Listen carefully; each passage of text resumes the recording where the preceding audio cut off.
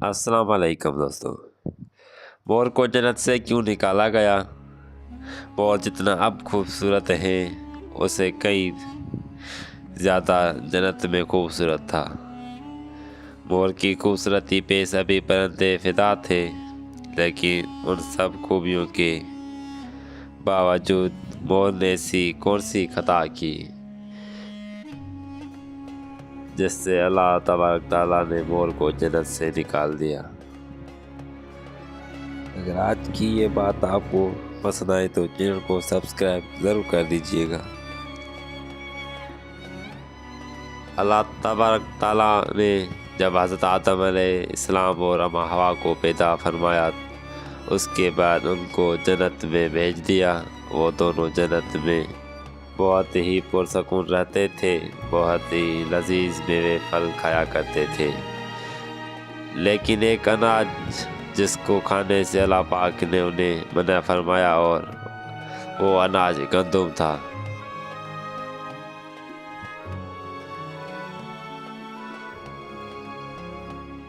क्योंकि शैतान हज़रत आदम अलैहिस्सलाम की वजह से ही जन्नत से निकाला जा चुका था, उस वजह से शैतान की हज़रत आदम अलैहिस्सलाम से दुश्मनी हो गई थी।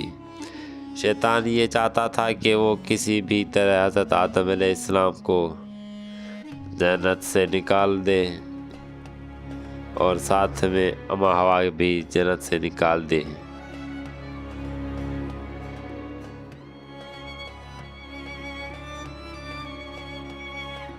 जब शैतान को ये खबर हुई कि हज़रत आदम अलैहिस्सलाम को तमाम मेवे खाने की इजाज़त है लेकिन गंदम खाने की इजाज़त नहीं, तो शैतान इंतकाम की आग दिल में ले ली।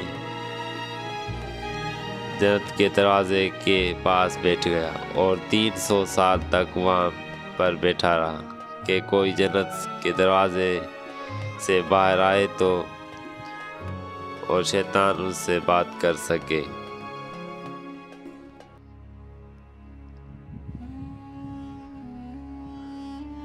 एक दिन अचानक से मोर जन्नत से बाहर आ गया। शैतान को देखते ही बहुत खुश हो गया। शैतान ने पूछा, एक खूबसूरत परिंदे, तुम कौन हो? मोर बोला, मैं मोर हूँ, अब तुम अपना तारुफ करवाओ। शैतान ने जवाब दिया कि मैं आलम करीबिया का एक फरिश्ता हूँ। मैं अल्लाह पाक की इबादत से एक पल भी गाफिल नहीं हूँ।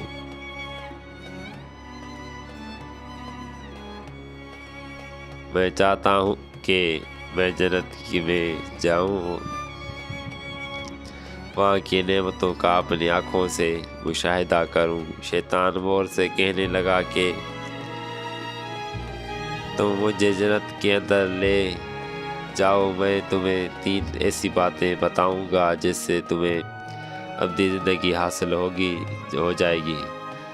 तुम्हें बुढ़ापा और बीमारी नहीं आएगी, तुम हमेशा जन्नत में ही रहोगे। शैतान की ये बात सुनकर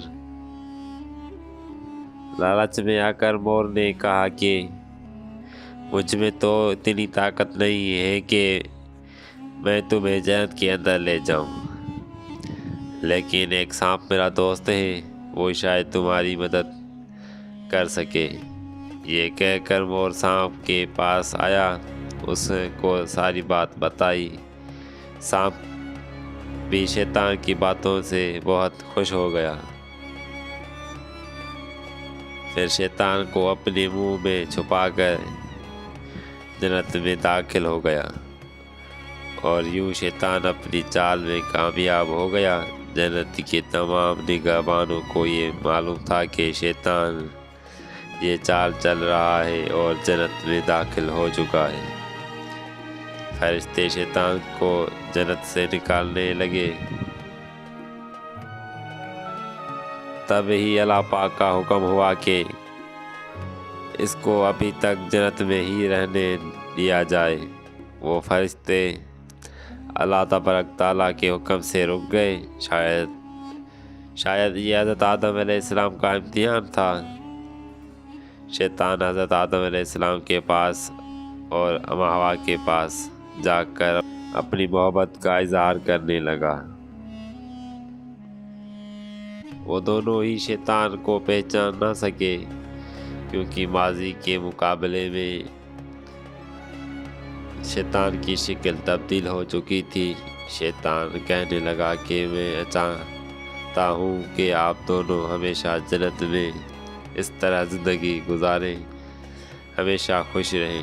حضرت آدم علیہ السلام اس کی بات بہت ہی غور سے سننے لگے۔ شیطان نے کہا اگر آپ میری بات مان جائیں تو آپ کو جنت کی اور بھی تمام سہولتیں ملیں گی۔ حضرت آدم علیہ السلام شیطان کے بہکاوے میں آ کر کہنے لگے کہ یہ کس طرح ممکن ہے؟ شیطان کہنے لگا گندم کا دانہ اگر آپ دونوں چکھ لیں تو آپ کو ابدی حیات حاصل ہو جائیں گے اور آپ جنت میں ہی رہیں گے۔ یہ بات سن کر حضرت آدم علیہ السلام کے دل میں رجحان پیدا ہوا، لیکن ان کی دل میں اللہ کی نافرمانی کا خوف غالب آ گیا۔ جبکہ اماں ہوا شیطان کی باتوں میں آ گئی، جس پر اماں ہوا نے حضرت آدم علیہ السلام کو راضی کر لیا۔ پھر اس کے بعد ان دونوں نے ہی اس گندم کے دانے کو چکھ لیا۔ جیسے ہی گندم کا دانہ ان کے اندر گیا تو دونوں کی سطر واضح ہو گئی، جس کے بعد دونوں اپنے اپنے سطر چھپانے لگے اور خوف خدا سے کانپنے لگے۔ اسی دوران اللہ تبارک تعالیٰ نے فرشتوں کو یہ حکم دیا کہ حضرت آدم علیہ السلام اور اماں ہوا دونوں کو زمین پر اتار دو۔ حضرت آدم علیہ السلام کو صحیح لنکا کے قریب نیچے زمین پر پھینک دیا، جبکہ اماں ہوا کو جدہ کی سرزمین پہ اتارا گیا۔ جن خوبصورت پیروں سے چل کر مور شیطان کو جنت کے اندر لے کر آیا تھا، وہی خوبصورت پاؤں اللہ پاک نے مور سے لے لیے۔ سانپ جو اپنے منہ میں شیطان کو چھپا کر لایا تھا، اس کے منہ کی خوبصورتی اور خوشبو کو چھین کر اس کے منہ میں زہر دے دیا۔ پھر مور کے ساتھ سانپ کو بھی جنت سے نکال دیا گیا۔